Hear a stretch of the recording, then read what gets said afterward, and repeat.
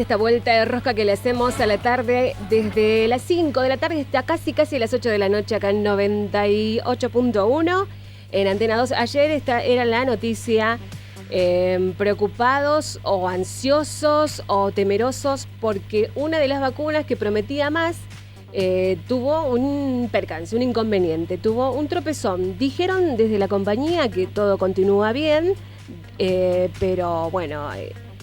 La mielitis, y es la primera vez que la escuchábamos, la mielitis transversa fue la causante de esta pausa que tiene la que llamamos la vacuna de Oxford. El doctor Claudio Santamaría, profesor de medicina, va a aclararnos un poquitito el panorama. ¿Cómo le va, doctor? Buenas tardes, bienvenido. ¿Cómo te va? Muy buenas tardes, ¿cómo estás? Muy bien, doctor, muy bien. Ayer estábamos preocupadísimos por esto, pero parece que no era tan preocupante, ¿no? De todas formas, la primera vez que escuchábamos esto de mielitis transversa. Mira, es una buena noticia y una mala noticia. ¿Cuál es la buena noticia? Sí. La buena noticia es que la vacuna de, como bien decís vos, de la Universidad de Oxford, del laboratorio AstraZeneca, en realidad es la segunda vez que para el ensayo de investigación en la fase 3. La primera fue en julio. Esta semana paró por una paciente en Inglaterra que tuvo mielitis transversa, que ahora te cuento. Recordemos que esta vacuna se está probando en Inglaterra, en Estados Unidos, en Brasil y en Sudáfrica.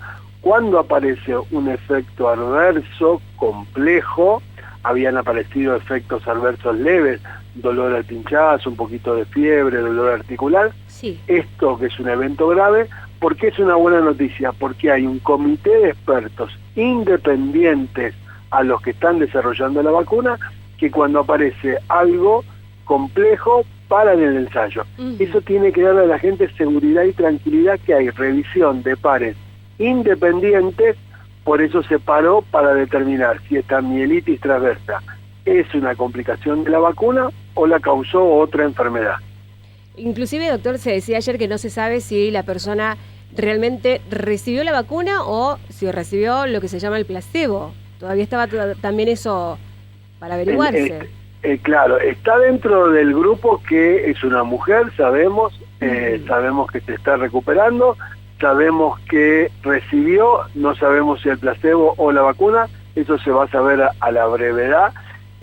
Y vos me hacías la pregunta del millón, ¿qué es la mielitis transversa? ¿Qué es? Recordemos que el sistema nervioso está compuesto por el cerebro, los órganos que están dentro del cráneo, se llama encéfalo, la protuberancia y el bulbo, y después va la médula espinal que recorre las vértebras, desde la cabeza hasta la cintura.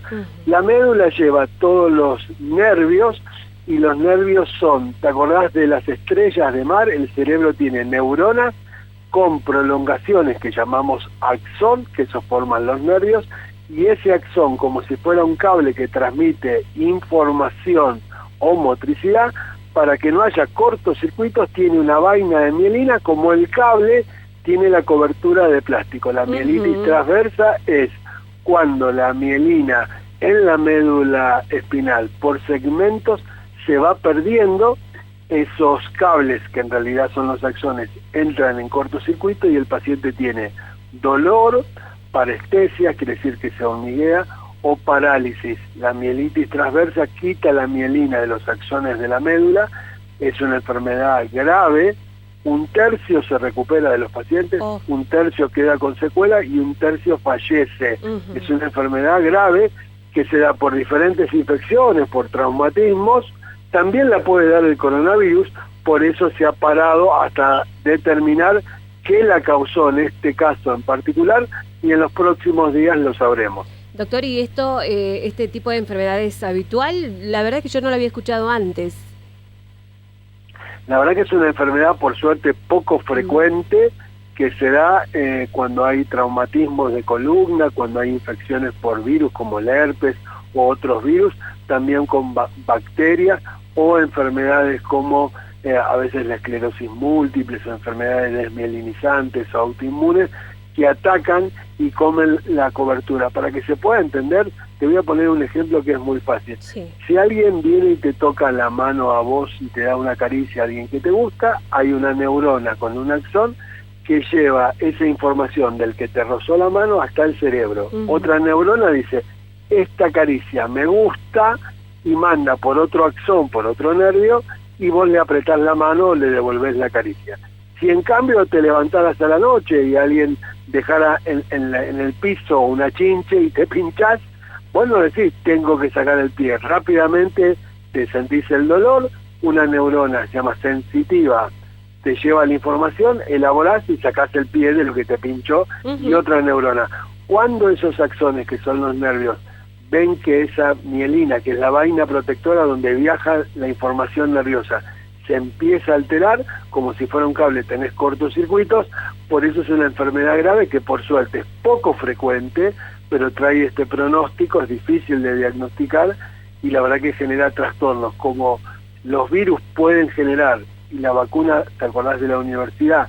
Se tomó el adenovirus de un chimpancé que produce resfrío, se le sacó un pedacito del virus del coronavirus de la superficie, se lo pusieron genéticamente, y eso es la vacuna. Ante esta posibilidad se está estudiando si la enfermedad que sufre esta paciente voluntaria para la vacuna fue efecto de la vacuna o tuvo la enfermedad por otra causa. ¿Usted tiene conocimiento que está mejorando esta mujer? Ayer tengo un reporte, no digo oficial, pero tengo médicos que tienen comunicación con el laboratorio, y la paciente está mejorando el cuadro, estaría entre este tercio, que el cuadro está retrogradando. Pero como es un evento tan importante, es importante parar el estudio hasta que se determine si lo que lo generó fue una infección por la vacuna o la persona tenía otra enfermedad, y como bien decías vos hace un ratito, si realmente recibió la vacuna o recibió un placebo, porque la mitad de los voluntarios reciben la vacuna y la otra mitad no, porque así se estudia, y por eso lleva de 5 a 10 años el desarrollo de una vacuna. Y ayer salió una noticia que para muchos fue muy dura, que la Organización Mundial de la Salud dijo que las vacunas para la población van a estar disponibles recién para el 2022. El año que viene va a haber vacunas, pero solo para el personal de salud, el personal esencial y los mayores de 60 años. El resto tenemos que seguir cuidándonos, no queda otra. Eso hace la gran diferencia. Claro. Se puede salir a trabajar, hay que ser cuidadoso con todas las medidas, barbijo, máscara, distanciamiento, y no reunirse en ambientes cerrados donde el 70% de los contagios son intrafamiliares, o en el trabajo en espacios cerrados poco ventilados. Doctor, hablando de estos cuidados, ¿tiene conocimiento de algunas otras enfermedades que no se están tratando justamente porque el sistema sanitario está ahora abocado prácticamente al coronavirus? ¿Hay algún porcentaje que usted tenga conocimiento? No sé, tratamientos que se estaban haciendo, o consultas, o chequeos que se realizaban. Mira, la verdad que ha aparecido en Intramed, que es una red de información para médicos en Argentina, una investigación muy importante en 141 países de la Sociedad Cardiológica Europea, que determinó que los pacientes que sufren infarto agudo del miocardio, el 50% no fue a la consulta, y el otro 50%, de ese otro 50%, el 48%, la mitad, llegó tarde a la consulta. Si uno le duele el pecho, tenés un infarto y vas en la primera hora de que te empezó el dolor de pecho, tenemos medicamentos para disolver el coágulo y solucionar el infarto, o poner un stent o hacer tratamientos. Si llegás tarde, el daño se instaló y no. Y así como la gente no se está atendiendo del corazón, tenemos en Argentina serios problemas con pacientes oncológicos que tienen cáncer, o que tienen diabetes o diferentes enfermedades, porque por miedo no están consultando, y están aumentando las patologías físicas y también las psicológicas por temor o ansiedad. La verdad que estamos muy preocupados, y debería restablecerse el 100% de la atención médica, psicológica y psiquiátrica, porque no solo está produciendo daño el coronavirus, sino la cantidad de enfermedades que no estamos atendiendo. Y todas estas enfermedades, algunas, calculo yo, se pueden tratar mediante una teleconsulta, pero hay otras que no, necesariamente tienen que tener la participación física de paciente-doctor.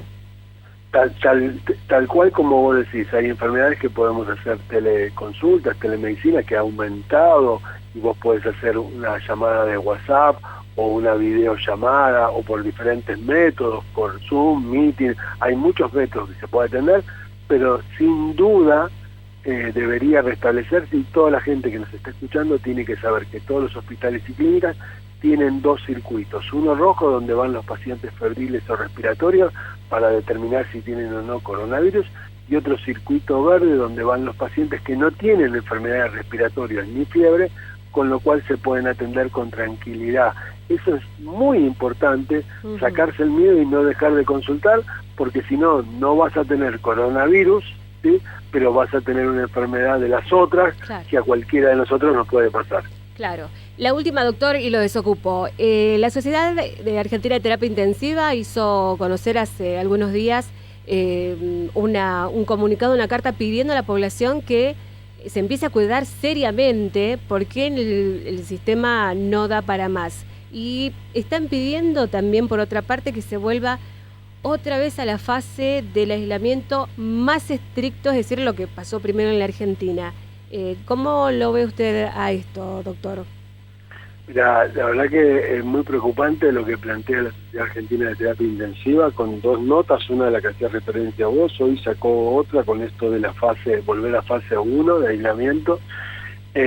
Hay dos factores, hay pocos médicos de terapia intensiva, muy pocos. De esos médicos, 30.000 profesionales de salud, oficialmente, creemos que son más, pero oficialmente 30.000 se han contagiado y más de 90 han fallecido.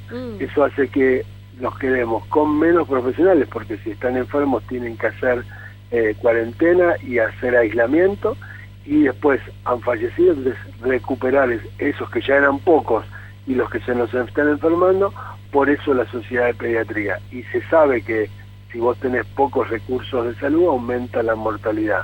Que cada uno se cuide, depende de que la enfermedad no siga aumentando, pero también hay una falla del Estado que está haciendo pocos test. Acabamos de hacer una investigación con Andrés Klipan, donde estamos testeando muy poco en la Argentina, por eso la enfermedad está aumentando.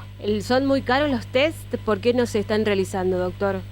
No, mira, acabamos de tener datos exclusivos en la provincia de Buenos Aires, no se hacen porque no se han comprado.